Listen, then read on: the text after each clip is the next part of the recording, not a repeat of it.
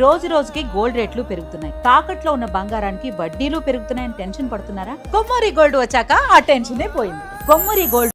నిన్న toxic ప్రీలీజ్ event లో ఒక ప్రమాదం చోటు చేసుకుంది. సో స్టూడెంట్స్ కూడా గాయాలు అయినట్టు కూడా తెలుస్తుంది. అయితే దీని మీద ఇప్పుడు మల్లారెడ్డి పైన పేరెంట్స్ అందరూ కూడా సీరియస్ గా ఉన్నారని వార్తలు వస్తున్నాయి. అసలు ఈ ప్రమాదం ఎలా జరిగింది, దీని గురించి ఒకసారి తెలుసుకుందాం. ప్రజెంట్ మనతో పాటు దాము బాలాజీ గారు సీనియర్ జర్నలిస్ట్ వారిని తెలుసుకునే ప్రయత్నం చేద్దాం. నమస్కారం సార్.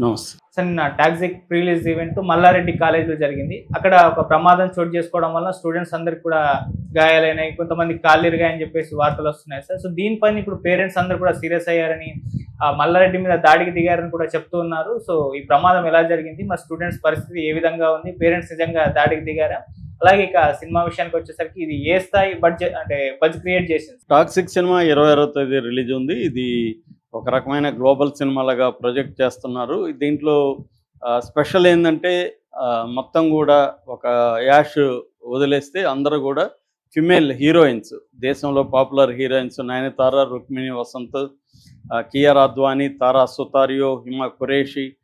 సో మంచి ఫిమేల్ కాస్టింగ్. వాళ్ళల్లోనే కొంతమంది విలన్లు ఉన్నారు, వాళ్ళల్లో బాధితులు ఉన్నారు, వాళ్ళల్లో ఇతనికి సపోర్ట్ చేసేవాళ్ళు ఉన్నారు. మేల్ కాస్టింగ్లో ఇతని కొడుకు క్యారెక్టర్ ఇద్దరు ఇతనే అనమాట. రెండు అంటే విలను ఇతనే, హీరో ఇతనే. అది కొంత స్పెషల్, అది కొంత రిస్క్ ఎలిమెంట్ కూడా నిజానికి. బట్ గతంలో కూడా అలాగే ఎన్టీఆర్ లాంటి వాళ్ళు కూడా చేశారు అలాంటి సినిమాలు. కొడుకు హీరో, తండ్రి విలను, లేకపోతే తండ్రి హీరో కొడుకు విలను, ఇలాగా చేసిన సినిమాలు హిట్ అయిన సందర్భాలు చాలా ఉన్నాయి.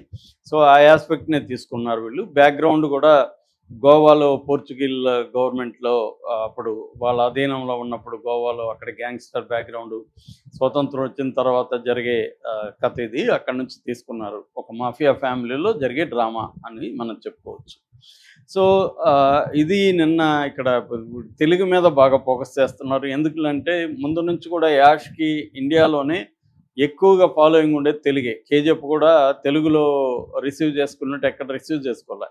ఇప్పుడు ఇక్కడ కూడా 100% దాని ఏమంటారు ఓపెనింగ్స్, అడ్వాన్స్ బుకింగ్ ఇక్కడ అయిపోయింది అనమాట. ఆల్రెడీ థియేటర్లు హౌస్ఫుల్ అయిపోయిన అడ్వాన్స్ బుకింగ్లోనే 24 గంటలు ఒక బుక్ మై షోలోనే 174,000 టికెట్లు అమ్ముడుపోయినాయి. ఇప్పుడు చూస్తే 5,300 టికెట్లు గంటకి అమ్ముడుపోతున్నాయి.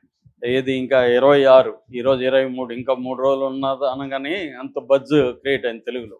అందుకని దీన్ని గ్రాండ్గా చేయాలని వీళ్ళు ప్లాన్ చేశారు. దానికోసం వీళ్ళు మల్లారెడ్డి కాలేజీ, మల్లారెడ్డి ఆయన మేడ్చల్ ఎమ్మెల్యే, ఆయన పట్టుకున్నాడు. ఆయన యూనివర్సిటీ, మల్లారెడ్డి యూనివర్సిటీలో ఈ ప్రీ రిలీజ్ పెట్టారు. అయితే అక్కడ అసలు ఇలాంటిది కాలేజీలో పెట్టడం పట్ల కాలేజీ విద్యార్థుల పేరెంట్స్ తీవ్ర ఆందోళన వ్యక్తం చేశారు, మీడియాతో మాట్లాడారు. ఇది సరైనది కాదు, మా విద్యార్థులు మేము విత్డ్రా చేసుకుంటామని కూడా బెదిరించారు. ఎందుకంటే ఇది బూత్ సినిమా అన్న పేరు వచ్చింది, దీనికి ఏ సర్టిఫికేట్ కూడా ఇచ్చారు. డైలాగులు కానీ ట్రైలర్ చూస్తేనే మనకి కంపల్సరీ దీంట్లో ఎప్పుడూ లేనంత బూత్ ఉంది అనేది అర్థమవుతుంది. సో అలాంటి దాన్ని అక్కడ పెట్టడం అంటే వాళ్ళందరూ రేపు సినిమా కూడా చూడాలనుకుంటారు. ఇటువంటి కాలేజీ అట్మాస్ఫియర్లో అలాంటిది పెట్టచ్చా అన్న విమర్శలు వచ్చాయి. ఇది మా కాలేజీ మా ఇష్టం అని వాళ్ళ కోడలు అన్నట్టుగా కూడా వార్తలు వచ్చాయి. ఆయనైతే మా స్టూడెంట్స్ బంగారం, అందుకే నేను ఇక్కడ పెట్టానని కూడా ఆయన సరదాగా మాట్లాడు. పెద్ద ఆయన స్పీచ్ ఇప్పుడు వైరల్ అవుతుంది యాక్చువల్గా. నేను అప్పుడు యానిమల్కి 1000 కోట్లు వస్తాయని, 1000 కోట్లు వచ్చింది, దీనికి 2000 కోట్ల పైన వస్తుంది అని కూడా ఆయన చెప్పాడు.